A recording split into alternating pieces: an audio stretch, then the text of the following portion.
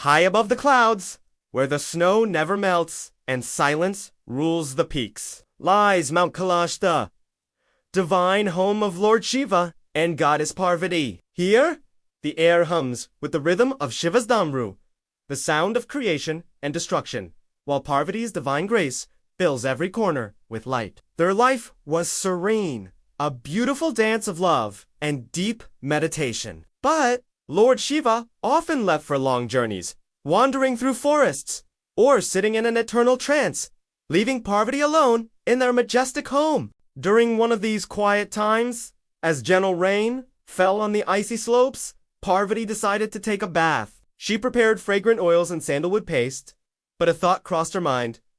I must not be disturbed. Someone needs to guard the door. Looking around, she found no one.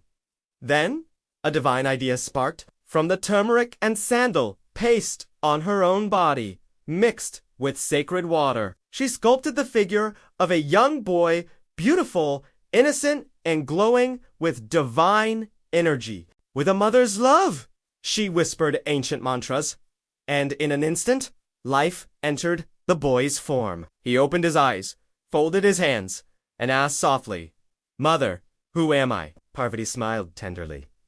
My dear child, you are born of my own power. I am your mother, Parvati.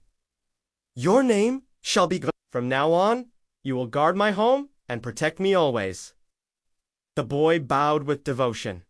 Mother, your command is my duty. I will protect you with all my strength. Before entering her bath, Parvati gave him one strict order.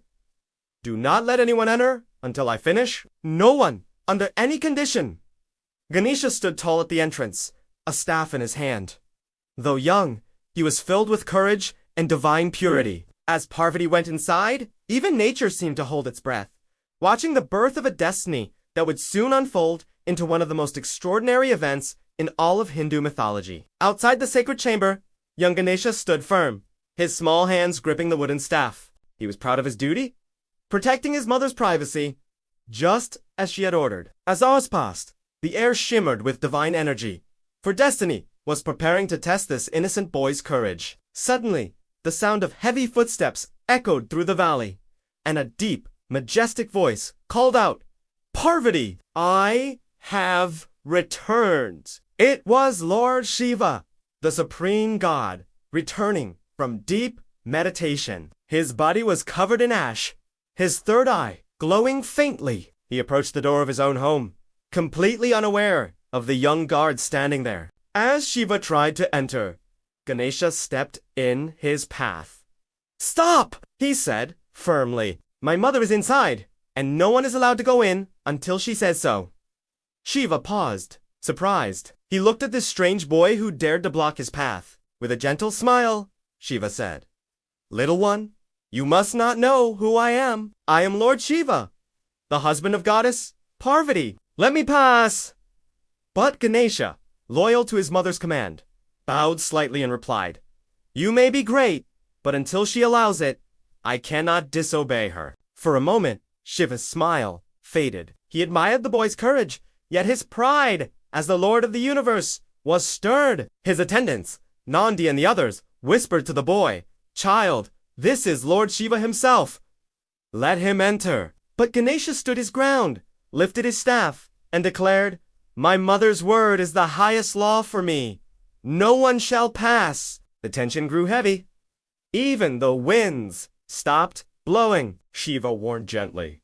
Child, step aside. Do not make me use my power. But Ganesha shook his head, his voice calm, yet unyielding. I was born from her strength. I will guard her with my life.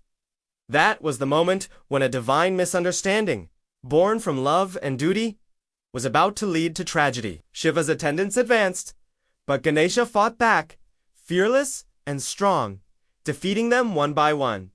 Shiva's patience finally faded. As thunder roared across the mountains, he summoned his divine weapon, the Trishul, the sacred trident. With a single strike of cosmic energy, the weapon flew from his hand, and, in a blinding moment, Ganesha's head was severed. The valley fell silent, The staff slipped from Ganesha's hand as his body fell to the ground, lifeless. Lord Shiva stood motionless, his anger replaced by a sudden, chilling confusion. He had just slain a child who fought only to obey his mother's command.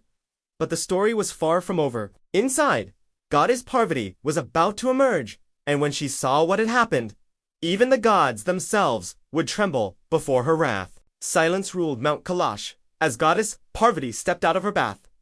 She froze, her eyes widening in horror. Before her lay her beloved son, Ganesha, lifeless on the ground. A scream that shook the heavens ripped from her throat as she ran to him. "My child! My Ganesha!" she cried, her tears flowing like rivers. She looked up and saw Lord Shiva standing silently, and in that instant, she understood. Her grief turned into a fury so great that the very earth shook.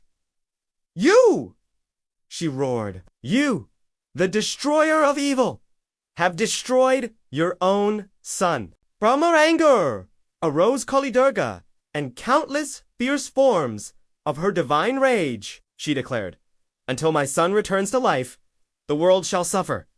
No being shall find peace." The sky darkened, and the oceans rose in fear. The gods Brahma, Vishnu, and Indra appeared, pleading with her to calm her wrath. "Divine Mother," said Brahma, "please forgive Lord Shiva. Only you can restore balance." Parvati replied coldly, "Then let him return my child's life. Only then shall my anger end." All eyes turned to Lord Shiva. His heart softened as he looked at the child's pure, lifeless body. "I will bring him back," he promised. "I promise!" He commanded his followers. "Go forth and bring me the head of the first living creature you find lying with its head facing north, direction of wisdom." The Ganesha searched until they found a great elephant resting peacefully near a riverbank, its head facing north. They paid homage to the majestic animal and, with deep reverence, brought its head back to camp. When the Ganesha returned, Lord Shiva took the elephant's head and, speaking sacred mantras, placed it gently upon Ganesha's body. The mountains trembled again, but this time with divine power. A golden light enveloped Ganesha's form. Slowly, his fingers moved. His chest began to rise and fall. His eyes opened radiant and calm. The gods gasped in awe. Parvati cried with joy, embracing her son as her tears turned to light. Shiva smiled softly and declared, "From now on, you shall be known as Ganesha, the Lord of the Goddess, and Vinayaka, the remover of all obstacles. You will be worshipped before all gods. Every prayer, every sacred act shall begin with your name." Parvati's anger melted away, replaced by boundless love. The sky cleared, the world breathed again, and the gods chanted, "Jai Ganesha," as flowers rained down from the heavens. And from that day forward, the boy with the elephant's head became the symbol of wisdom, the guardian of beginnings, and the remover of all obstacles. Lord Ganesha, beloved by gods and humans alike. The mountains of Kailash were once again bathed in golden light. Ganesha, reborn, stood tall and calm, radiating a wisdom far beyond his years. Lord Shiva placed a hand on his shoulder and said, "You shall be known as Vinayaka, the leader of my divine army. Every beginning must honor you." The gods of the heavens appeared, one by one, to offer their blessings. Brahma, the creator, bowed deeply. "Your wisdom shall guide humanity." Vishnu, the preserver, smiled. "Every obstacle, whether in heaven or on earth, shall fall before you."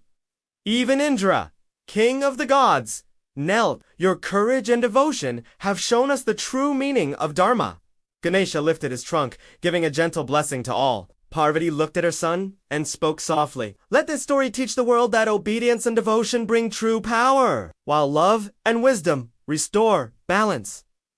From that day on, every ceremony, every auspicious beginning, starts with the invocation of Lord Ganesha. He is the remover of obstacles, the patron of arts and learning, and a beacon of hope for all who believe. Thank you for joining us on this divine journey. If you were inspired by the story of Lord Ganesha, please like this video, share it with your loved ones, and subscribe to our channel for more tales of wisdom and devotion. May your paths always be clear of obstacles.